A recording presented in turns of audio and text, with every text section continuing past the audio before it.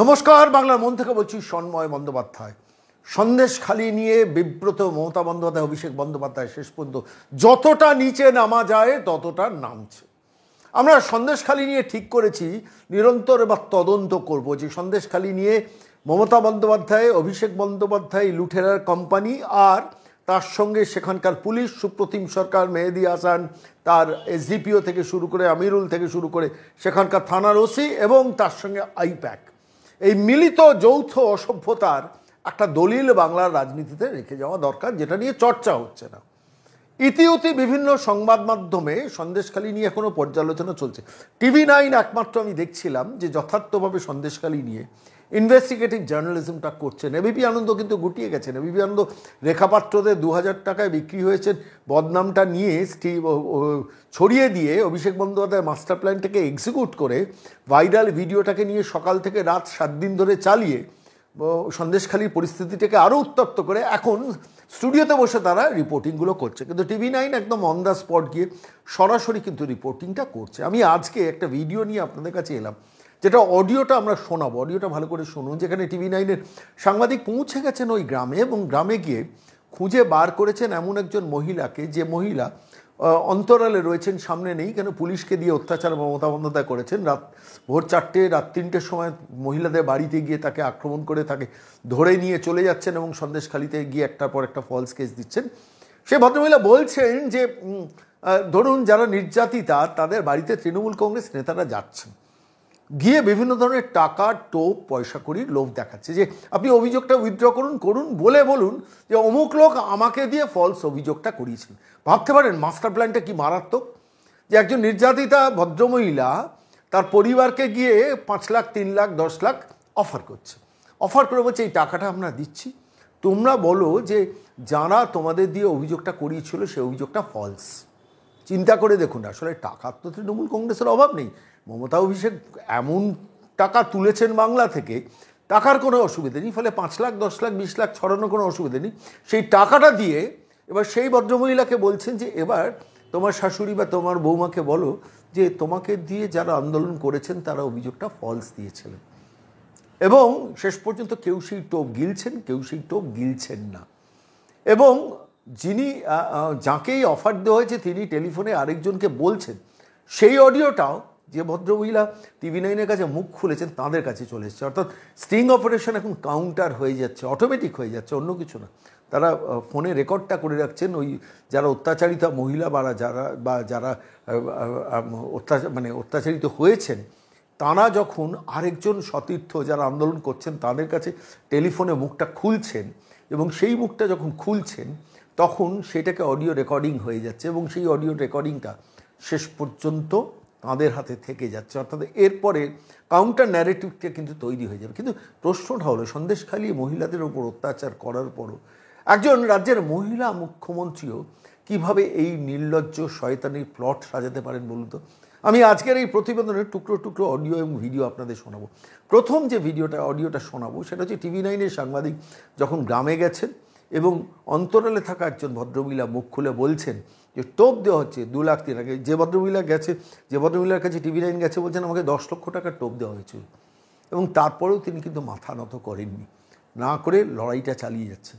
সেই অডিওটা নজর রাখতেই হচ্ছে, কারণ ভোট বঙ্গে ফের প্রাসঙ্গিক সন্দেশখালি, শিরোনামে সন্দেশখালি। কেন?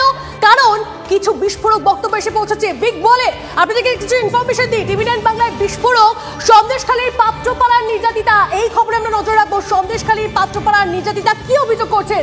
অভিযোগ টাকার বিনিময়ে 2 নির্যাতিতার বয়ান বদল, এই অভিযোগ করছেন সেই মহিলারা। এই খবরের ডিটেইলস আপডেট আপনাদেরকে দেব। মহিলার দাবি তাকেও 10 লক্ষ টাকা দেওয়ার প্রস্তাব দেওয়া হয়। বিস্ফোরক অভিযোগ শুধুমাত্র TV9 বাংলায়। একেবারে এই বিষয়ে বিস্তারিতভাবে জানবো আমার সহকর্মী সৌরভ রয়েছে। তবে তার আগে সেখানকার কিছু মানুষজনের বক্তব্য আপনাদের আগে শোনাই। সব বিষয়গুলো আদালতে প্রমাণ করতে পারবেন? একদম অবশ্যই, আমাদের কাছে সব প্রমাণ আছে, ভিডিও ফুটেজ আছে, লেখাটা আছে, যে ও নিজে হাতে লিখেছে সেসব প্রমাণ সব আছে। তাহলে এই 2 নির্যাতিতা বয়ান বদল করলেন কেন? টাকার লোভে, টাকার প্রলোভনে পা দিয়েছে, সেই কারণে টাকার লোভে।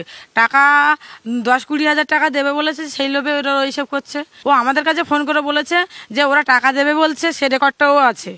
সে রেকর্ডটা আমাদের কাছে আছে যে ওরা ওই টিএমসি পার্টির লোক আমাকে টাকা দেবে বলছে, তাহলে আমি কেস তুলে নেবো। এই দুজনের কাছে গেল, টিএমসির লোকেরা আপনার কাছে যায়নি? ওরা আমার সঙ্গে কথা বলতে এসেছিল, আমি সেভাবে পাত্তা দেয়নি বলে আমার নামে প্রচুর কেস দিয়েছে।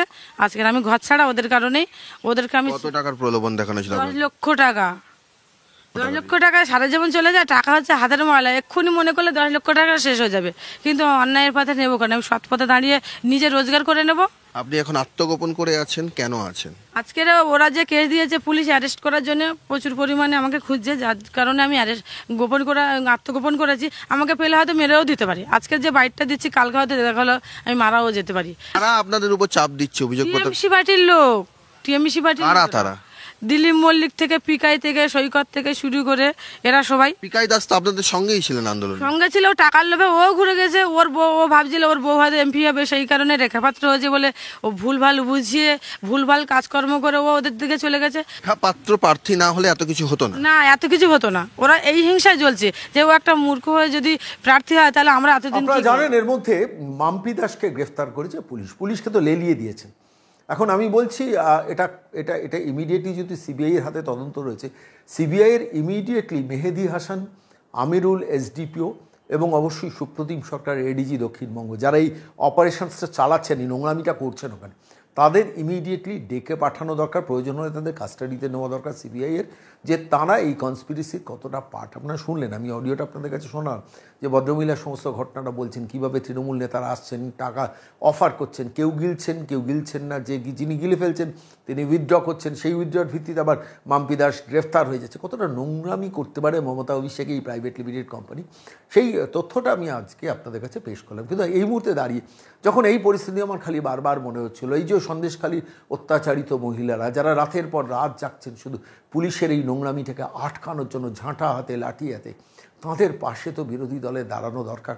এবং ঠিক তাই শেষ পর্যন্ত প্রিয়াঙ্কা টিব্রেওয়াল, নাছরবান্ধা ভদ্রমহিলা, যিনি পুরো ব্যাপারটা নিয়ে কলকাতা হাইকোর্টে মুভ করেছেন, সিবিআই তদন্ত চেয়েছেন, সেই প্রিয়াঙ্কা টিব্রেওয়াল কিন্তু পৌঁছে গেলেন গ্রামে এবং গিয়ে গ্রামের মহিলাদের অভয় দিলেন এবং তাদের কাছ থেকে সমস্ত লিখিত কমপ্লেন নিলেন যে পুলিশ কীভাবে কমপ্লেনটা করছে। স্যালুট প্রিয়াঙ্কা টিব্রেওয়াল আপনাকে। এবং আমি বলছি এই সব আইনজীবীদের, বিরোধী রাজনৈতিক দলেদের সমস্তভাবে ব্যাকআপটা দেওয়া দরকার। প্রিয়াঙ্কা অসামান্য লড়াইটা লড়ছেন সন্দেশখালী নিয়ে। সন্দেশখালীর মানুষ কিন্তু দুজন মহিলাকে, রেখাপাত্রর বাইরেও সমস্ত মহিলাকে মনে রাখা দরকার। কিন্তু কলকাতা থেকে যে দুজন মহিলা গিয়ে লড়ছেন, একজন হচ্ছেন প্রিয়াঙ্কা টিব্রেওয়াল, আরেকজন হচ্ছেন ডক্টর অর্চনা মজুমদার। আজকে ডক্টর অর্চনা মজুমদারকে নিয়ে কথা বলছি না, প্রিয়াঙ্কাকে নিয়ে বলছি। প্রিয়াঙ্কা কিভাবে ওই অসহায় মানুষগুলোর কাছে গিয়ে পৌঁছেছেন দেখুন।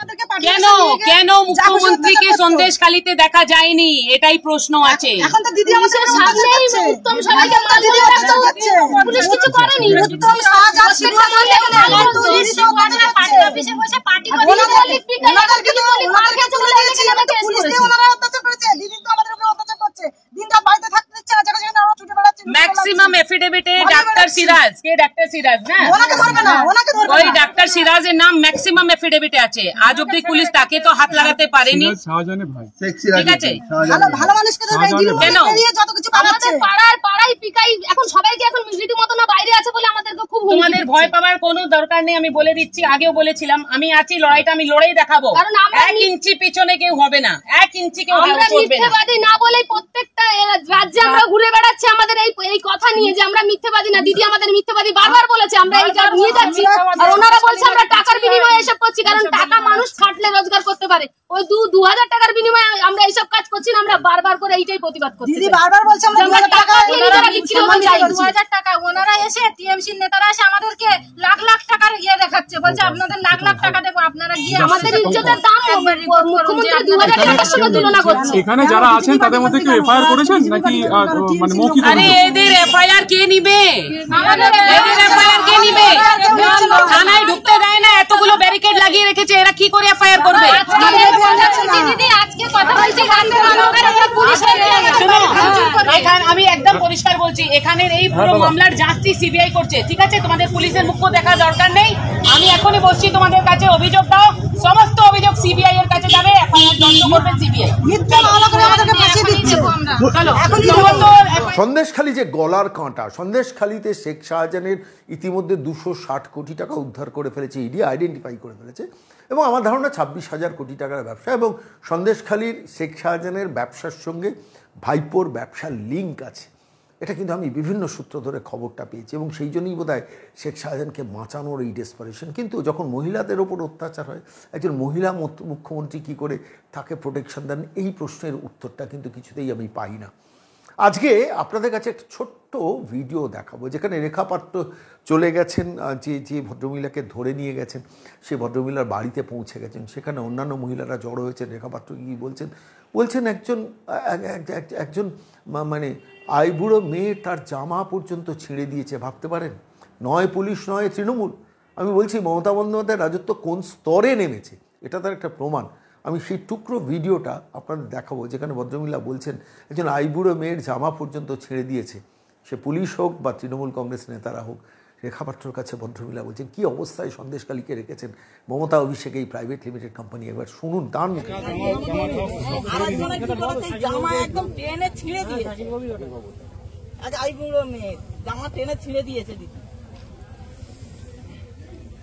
সেই জন্য ভয়ে আজকে কেউ বেরোয়নি। জামা একদম টেনে ছিঁড়ে দিয়েছে, আইবুড়ো মেয়ে জামা টেনে ছিঁড়ে দিয়েছে দিদি, সেই জন্য ভয়ে আজকে কেউ বেরোয়নি। আপনারা শুনলেন যে একজন মহিলা মুখ্যমন্ত্রীর রাজত্বে তিনি সন্দেশখালীর মা বোনেদের কি যত্ন করছে। এটা একটা দলিল হয়ে থাক, আমি বলছি বাংলার মাটিতে এটা একটা দলিল হয়ে থাক। আমি এরপর আপনাদের কিভাবে ওখানকার মহিলাদের গ্রেফতার করা হচ্ছে, রাতের অন্ধকারে ভোরবেলা বাড়ি থেকে বাথরুম সারতে বেরিয়েছেন, সেই সময় আচমকা গিয়ে পুলিশ হানা দিচ্ছে, ঝাপটা মারছে আর গ্রেফতার করে নিয়ে চলে যাচ্ছে, সেই ঘটনাটাও ওখানকার একজন অসহায় গরিবের থেকেও গরিব প্রান্তিক মহিলা রেখা পাত্রর কাছে বলছেন। সেটাও বড় দিদি, আমি ওই দিক থেকে এসে ওই দিকে মানে যাই মাঝে মাঝে বাথরুম করতে আমি নিজের চোখে দেখলাম ও ঘুমের থেকে উঠে খুলে রাস্তা জাস্ট বেরোবে, হয়তো হাত ধরে ঘাপ করে তুলে নিয়ে গেল। আর তখনই ঘুরে আসে, আমার ওই বাড়িতে একটা ভাগ্নি থাকে, আমি ওকে জিজ্ঞেস করলাম তোর মেজনকে কি তুলে নিয়েছে, বলছে আমিও তো সঠিক জানি না। এই সন্দেশখালী পুরো পর্যায়ে যা অত্যাচার, যা অবিচার, যে লুট চুরি, রাত দুটোতে পিঠে করতে মহিলাদের ডেকে পাঠানো, সুন্দরী বৌমাদের শাশুড়িরা মধ্যপ্রদেশে গিয়ে রেখে আসা, এই সমস্ত পর্বটাকে মমতা বন্দ্যোপাধ্যায় যদি প্রথম দিন নিঃশর্তভাবে ক্ষমা চাইতেন, যা হয়েছে আর তোমাদের এই অত্যাচারে সামিল হতে দেব না, তাহলে কিন্তু সমস্যাটা মিটে যেত। কিন্তু মমতা বন্দ্যোপাধ্যায়ের ধর্মে কিন্তু ক্ষমা চাওয়ার বিষয়টা নেই। তিনি মনে করেন যা বলবেন সেটাই ঠিক। দুপুর 12টায় যদি তার কর্মী বাহিনীকে বল তোরা এখন রাত 12টা, তাদের তাই বলতে হবে। আসলে she can do no wrong. এই জায়গা থেকেই বাংলার সমস্ত সমস্যা, সমস্ত ইগো। এবং তিনি তার দলের কর্মীদের চোর গুন্ডাল ডাকাত হলে তাদের আশকারা দিনের পর দিন দিয়ে যান, এটাই হচ্ছে আসল ঘটনা। এবং এই জায়গা থেকেই আমি আপনাদের কাছে বলছি খুব পরিষ্কার, বাংলার সমস্ত সমস্যা, এই যে করাপশন, এন্ডলেস করাপশন, যা করাপশন উদ্ধার হয়েছে, আমরা আগে বলতাম 1 লক্ষ কোটি টাকার করাপশন, এ 3-4-5 লক্ষ কোটি টাকার করাপশন হয়তো শেষ পর্যন্ত দাঁড়াবে। যতটুকু আইডেন্টিফাইড হয়েছে, চুরি কতটুকু ধরা পড়েছে, চুরি সিবিআইডি কতটুকু ধরেছে, সন্দেশখালীর অত্যাচারটা শুধু সন্দেশখালীতে হয়েছে, এন্টায়ার দক্ষিণ 24 পরগনা ভাইপো বাহিনী কী করে বেড়ান, শৌকত, জাহাঙ্গীর, কাইজার, মুদাস্সার, সেলিম কী করে বেড়ান সারা পশ্চিমবঙ্গে, ভাইপো বাহিনী যেখানেই সেখানেই কিন্তু সন্দেশখালী, সেখানেই কিন্তু শেখ শাহজাহান। আর এই শেখ শাহজাহানদের এই রাজনীতিটাকে প্রমোট করেন মমতা বন্দ্যোপাধ্যায়। তারই বিরুদ্ধে গণজাগরণ কিন্তু সন্দেশখালীতে হয়েছে, এবং সেইখানে দাঁড়িয়ে একজন ভদ্রমহিলা অসম লড়াই লড়ছেন। সেই মানুষটির নাম রেখা পাত্র, যাকে ছোট করার জন্য এবিপি আনন্দের মতো সংবাদ প্রতিষ্ঠান দিনের পর দিন ভাইরাল ভিডিও বলিয়ে 2000 টাকায় রেখা পাত্র বিক্রি হয়ে গেছে। কয়লা ভাইপো বলে, গরু কয়লা বালি পাথরে হাত মাখানো একজন ফেরেববাজ যুবক বলে, সেটা অন্য কথা। কিন্তু এবিপি আনন্দের মতো দায়িত্বশীল গণমাধ্যমও সেটাকে নিয়ে প্রচার করে যাবে, কতটা নিচে সুমনদেরা নামছেন একটু ভাবুন। যারা এবিপি আনন্দের দর্শক আমি তাদের বলছি, সেই রেখা পাত্র কিন্তু পৌঁছে গিয়েছিলেন, যাকে ভোর রাতে গ্রেফতার করে নিয়ে গেছেন তার পরিবারের পাশে গিয়ে, এবং সেইখানে দাঁড়িয়ে মুখ খুললেন রেখা পাত্র। সেটাও আজকের এই প্রতিবেদনে শোনাবো। অসম সাহসী এই মহিলা, স্যালুট রেখা পাত্র আপনাকে। আপনি যে লড়াই দিচ্ছেন সন্দেশখালীর মাটিতে, আমাদের শহরের গ্রামে মফস্বলের মহিলারাও কিন্তু হার মেনে যাবে, শিক্ষিত মহিলারাও হার মেনে যাবে। যে অসামান্য লড়াই এই মহিলার লড়ছেন, সবাই মিলে আসুন, স্যালুট করি এই মহিলাকে যার নাম রেখা পাত্র। কি বলছেন? বেলমজুর 2 নম্বর কাট অঞ্চল, সেখানে গীতাবরের বাড়িতে এসেছি। 12 তারিখে যে আমাদের থানা কেরোয়া যে বিক্ষোভ মিছিল ছিল, সেই মিছিলে এই গীতাবরও সেখানে ছিলেন। আমরা সেখানে শুধুমাত্র বিনা দোষে অ্যারেস্ট করছে, আর যারা দোষী তাদেরকে কেন অ্যারেস্ট করা হচ্ছে না, যারা দোষী না, যারা সাধারণ পাবলিক তাদের কেন অ্যারেস্ট হচ্ছে। আমরা এই কারণে একটা বিক্ষোভ মিছিল দেখিয়েছিলাম, থানা ঘেরাও করেছিলাম। আমরা পুলিশ প্রশাসনের কাছে যাদের উপরে অত্যাচার করেছে তাদেরকে নিয়ে এফআইআর দায়ের করতে গেছিলাম। সেখান থেকে 13 তারিখে এই গীতা বরকে অ্যারেস্ট করা হয়েছে। একে সকালবেলা ঘুমের থেকে ওঠার সাথে থেকে জোর করে পুলিশ টেনে হিঁচড়ে রাস্তা থেকে তুলে নিয়ে চলে যায়। তারপরে এই সিরাজউদ্দিন, যাকে সিরাজ ডাক্তার, যাকে এই শেখ শাহজাহানের ভাই, যাকে এখনো খুঁজে পাওয়া যাচ্ছে না, সে তো এখনো খোলা বাজারের মতো তো ঘুরে বেড়াচ্ছে। মা বোনের আন্দোলন করলে মা বোনের ধরে ধরে মারছে, ট্যাং ধরে টানছে, মেয়েদের জামা কাপড় ছিঁড়ে দিচ্ছে, আর পুলিশ খুঁজে পাচ্ছে না। পুলিশ খুঁজে পাচ্ছে না, এটা কিরকম ধরনের কথা? এটা পুলিশের কি এটা কি নাটক, নাকি রাজ্যের পুলিশের নাটক শুরু হয়ে গেছে? এটা কি নাটক করছে না অভিনয় করছে? এটা কি করছে? এখানে এই শক্তিপদ রাউত, ইনিও হুমকি দিচ্ছেন। এই সিরাজ ডাক্তারের এই মানে পোশাক গুন্ডা, ইনিও হুমকি দিচ্ছেন। আজকে যদি এরকম করতে থাকেন, দিনের পর দিন যদি এরকম মানুষের উপর মিথ্যে কেস দিয়ে তাদের ঘরে ঢুকে রাতের অন্ধকারে ডাকাতের মতো ঘরে ঢুকছেন, বেলেট দিয়ে দাউলি দিয়ে দরজা খুলে বেড়ার দরজা কেটে ঘরে ঢুকছেন, ঢুকে মেয়ে ছেলে বেটা ছেলে কাউকে মানছেন না, প্রত্যেককে মারধর করছেন, তাদেরকে জোর করে তুলে নিয়ে যাচ্ছেন। এটা তো মানসিকতা নয়, এটা তো আইন, এটা রাজ্যের পুলিশের এটা আইন নয়। রাজ্যের পুলিশ কি করে করছে এটা? আর যে সিরাজ ডাক্তার, তাকেও কেন এখন অ্যারেস্ট করছে না? তাকে তো লকআউট মানে জারি করা হয়ে গেছে, তাকে কেন এখন অ্যারেস্ট করা হয়নি? এখনো কেন এদেরকে এই মজুদ মোল্লা, এই আক্তার মীর, এরা এরা এরা এরা এই শক্তিভঙ্গ, এদের কেন অ্যারেস্ট করা হচ্ছে না? এরা এখনো খোলা বাজারের মতো ঘুরে বেড়াচ্ছে কি করে? এরা অপরাধ করছে, আর্মস নিয়ে ঘুরে বেড়াচ্ছে, মানুষের ঘরে ঘরে ঢুকে এই অত্যাচার গুলো করছে কেন? রাজ্যের পুলিশ আজকের যে মানুষগুলোর পাশে দাঁড়ানো, যাদের জন্য সুরক্ষিত দেওয়া, যাদেরকে নিরাপদ দেওয়া, তাদেরকে নিরাপদ দিচ্ছে না। আজকের কাদের নিরাপদ দিচ্ছে? এই সিরাজ ডাক্তারের মতো গুন্ডা বাহিনীদের সাথে তাদেরকে সাহায্য করছে, তাদেরকে রক্ষা করছে। কেন করছে এটা? এটা কোন আইনের কোন ধারায় লেখা আছে যে সাধারণ মানুষ বিনা দোষে জেল কাটবে? রাতের অন্ধকারে রাজ্যের পুলিশ এসে ঘরের দরজা ভেঙে মা বোনেদের তাদের নোংরা ভাবে তাদের চোবে না, তাদের নোংরা ভাষায় গালাগালি করবে? এটা কোন ভাষায় লেখা আছে, কোন আইনে লেখা আছে? এই আন্দোলন চলবে, এই আন্দোলন চলবে, যেরকম চলছে মা বোন সেই আন্দোলন চালাবে যতক্ষণ এই সিরাজ ডাক্তার, এই যতক্ষণ এই মজিদ মোল্লা, এরা যতক্ষণ অ্যারেস্ট হবে এই আন্দোলন চলবে। আর এই অ্যারেস্ট হতেই হবে। রাজ্যের পুলিশ যদি অ্যারেস্ট না করতে পারে, রাজ্যের পুলিশ লিখিতভাবে দিয়ে দিক যে আমরা এরা দোষী, এদেরকে অ্যারেস্ট করতে পারছি না, আমরা আমাদের জায়গা থেকে আমরা সরে যাচ্ছি, আপনারা অন্য জায়গায় দেখুন, আমরা আমাদের ব্যবস্থা করে নেবো।